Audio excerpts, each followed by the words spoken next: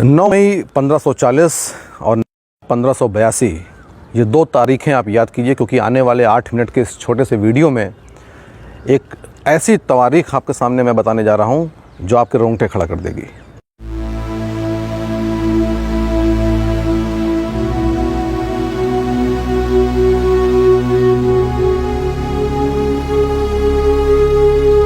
नमस्कार, मैं आलोक पांडे। 9 मई 1540 के दिन, यानी आज ही के दिन, लगभग 480 साल पहले महाराणा प्रताप का जन्म हुआ था कुंभलगढ़ में। और महाराणा प्रताप की जब हम बात करते हैं तो सबसे महत्वपूर्ण घटना उनके जीवन की जो हर बच्चे को यहाँ पे मालूम है, वो है हल्दी घाटी का युद्ध। हल्दी घाटी का युद्ध हुआ ही ऐसा था कि वो अपने इतिहास की पुस्तकों से कहीं जा नहीं सकता, भारतीयों की मानसिक प्रेरणा से कहीं जा नहीं सकता।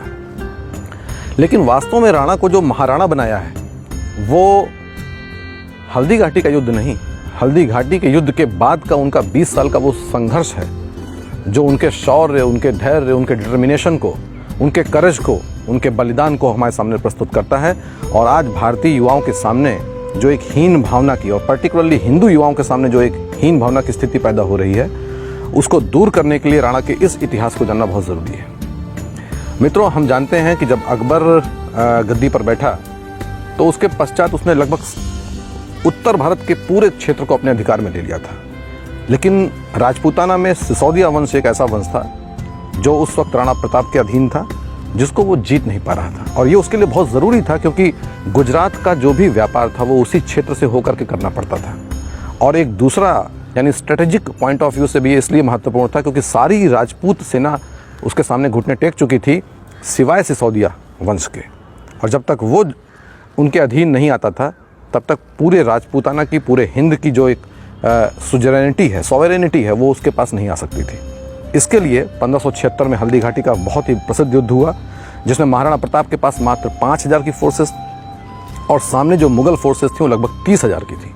लेकिन उसके पश्चात भी ये युद्ध इतना भयानक हुआ था कि 5 से 6 घंटे चलने वाले इस युद्ध में कई मुगल सैनिक मारे गए। राणा प्रताप को पीछे हटना पड़ा। चेतक का शौर्य हम इसमें देखते हैं, जिसमें वो उनको सुरक्षित स्थान पर लेके जाता है, अपने प्राणों की आहुति दे देता है। लेकिन इसके पश्चात भी मुगल फोर्सेस को डिसीजिव विक्ट्री जो कहलाती है वो नहीं मिल पाई थी। महाराणा प्रताप कुंभलगढ़ और उदयपुर के क्षेत्र में चले गए थे, और ये इतनी भयानक लड़ाई थी कि मान सिंह और बाकी मुगल फोर्सेस राणा प्रताप के पीछे उनको पकड़ने के लिए जा भी नहीं सकी, क्योंकि उनको मालूम था कि ये कहीं छुपे होंगे और फिर से अटैक करेंगे, हम बुरी तरीके से हमको हर्ट होगा। इसलिए मान सिंह वापस चले जाते हैं। जब वापस जाते हैं तो अकबर इतना नाराज होता है कि वो उनको अपने राज दरबार में घुसने नहीं देता है। जो बाकी मुगल सूबेदार और सेनापति गए थे उन सभी को डिमोट करता है, यानी उनका जो एक मनसब का सिस्टम था, उस मनसब में सभी को डिमोट किया जाता है, सभी के स्टेटस को नीचे कर दिया जाता है। आप समझ सकते हैं कि अकबर को कितनी तकलीफ हुई होगी। इसके पश्चात असली संघर्ष और असली युद्ध इसके बाद शुरू होता है। महाराणा प्रताप जंगलों में और कुंभलगढ़ के आसपास के एरिया में रहते हैं। अकबर यहीं पर चुप नहीं होता है। 1576 की इस घटना के बाद 1577 में एक फिर से फोर्स भेजी जाती है। ये फोर्स शाहबाज हुसैन, सैयद कासिम, सैयद हाशिम और मान सिंह तो थे ही, लगभग 30,000 की फोर्स फिर से राणा प्रताप के लिए जाती है। ये फोर्स भी हारती है और डिसीजिव विक्ट्री किसी को नहीं मिलती है। अकबर वापस बहुत नाराज होता है। 1578 में अगेन द फोर्स और रीइंफोर्समेंट वाज गिवन। कितना महत्वपूर्ण था सिसोदियाओं को हराना अकबर के लिए, आप इसे समझ सकते हैं। ये फोर्स भी शहबाज खान के अधीन जाती है, और इसमें एक बहलोल खान का भी एक नाम आता है सेनापति का, जो बहुत लंबी हाइट का और बहुत ही क्रूर व्यक्ति था। ये भी वहाँ जाता है। राणा प्रताप इसमें भी नहीं हारते हैं, और दोनों में से किसी को भी निर्णायक विजय प्राप्त नहीं होती है।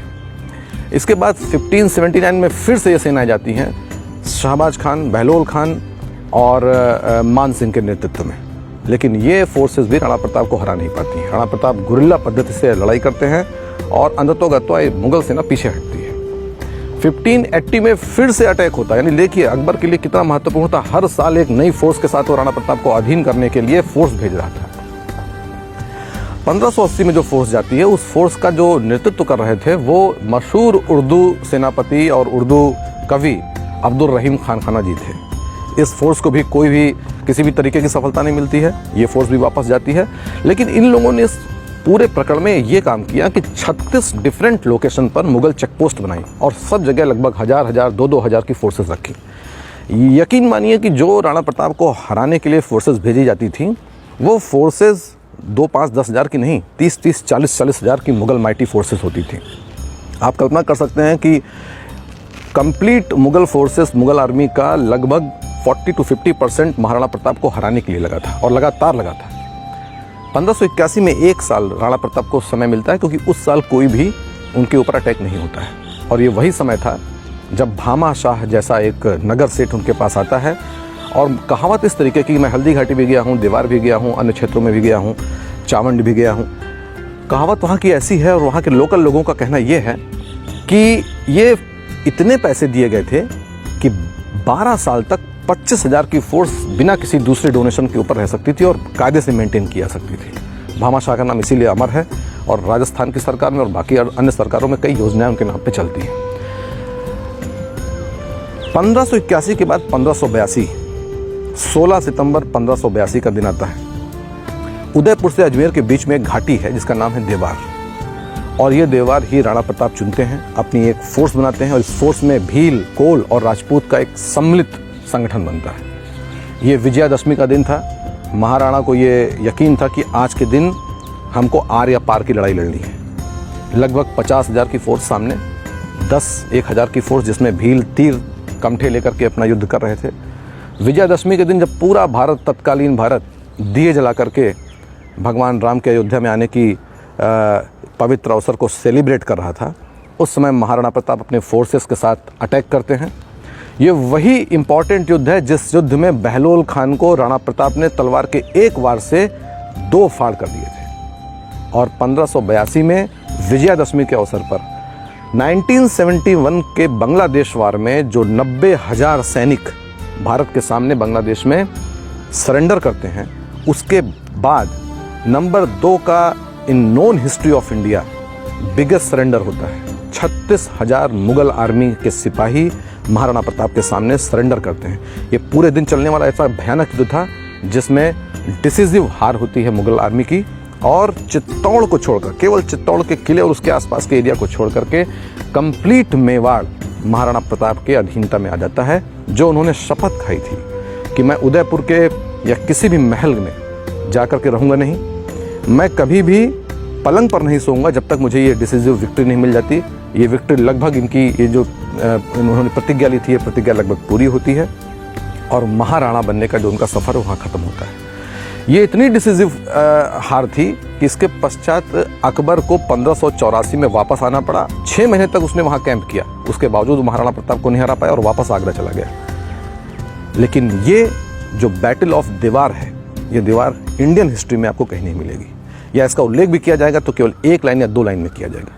मैं खुद IAS की तैयारी करते समय हिस्ट्री को एज ऑप्शनल मैंने पढ़ाई की है, बहुत पढ़ाई की है, 6-7 साल पढ़ाई की है और बहुत किताबें पढ़ी हैं। लेकिन जो बैटल ऑफ दीवार है, ये बैटल ऑफ दिवेर हमको कहीं भी दिखाई नहीं पड़ती, या दिखाई भी पड़ती तो 1-2 लाइन में। भारतीय युवाओं, विशेष रूप से हिंदू युवाओं में जो हीन भावना की भावना है और वो इन्फीरियरिटी कॉम्प्लेक्स से अपनी नज़रें नीचे करके चलते हैं, उनके लिए जानना बहुत ज़रूरी है। मैं पूरी एक सीरीज़ लेके आऊँगा जो untold, unsung important battles of India हैं, जिसमें भारतीय राजाओं ने बहुत ही दम के साथ, भारतीय रानियों ने बहुत ही साहस के साथ ये युद्ध लड़े हैं और जीते हैं। इनको आपको बताने के लिए इस बैटल ऑफ दिवेर का ना तो कोई उपन्यास बना है, ना कोई बॉलीवुड की मूवी बनी है, ना हिस्ट्री की बुक्स में उनको वो सूटेबल प्लेस मिला है जो इसको मिलना चाहिए था। चावंड अगर आज आप जाएंगे, हल्दी घाटी अगर आप जाएंगे, तो वो टूटी फूटी सड़कें और टूटे फूटे दीवार जिनमें पेड़ उगाए हैं, ये चीख चीख के कह रहे हैं कि हमारे भारतीय इतिहास में, हमारे गौरव में इनको स्थान देना चाहिए। एक और इम्पॉर्टेंट बात है कि मेवाड़ का जो राज चिन्ह है, अगर उस राज चिन्ह को आप देखें तो उसमें बीच में उगता हुआ सूरज है, एक तरफ भील और कोल हैं और एक तरफ क्षत्रिय समाज है। ये भी बताता है कि इंडियन हिस्ट्री में जाति के लिए कोई स्थान नहीं था। महाराणा की सेना में सारे जाति के लोग, चाहे वो तथाकथित लोअर क्लास हो, तथाकथित अपर कास्ट हो, सब साथ में मिलकर कंधे से कंधा मिलकर के युद्ध करते थे और तब उन्होंने वो जीत हासिल की। मैं सहारनपुर में डिस्ट्रिक्ट कलेक्टर रहा हूँ। 9 मई और 14 अप्रैल ये 2 दिन हमारे लिए पुलिस बंदोबस्त के लिए इतने क्रिटिकल डेज होते थे क्योंकि वहाँ पर शेड्यूल्ड कास्ट और क्षत्रिय इन दोनों के बीच में काफ़ी लड़ाई है, क्लैशेस हैं, कम्युनल कास्ट क्लैशेस हैं।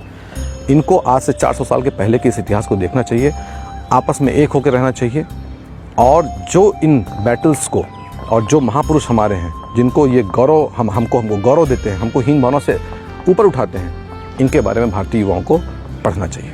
बहुत बहुत धन्यवाद।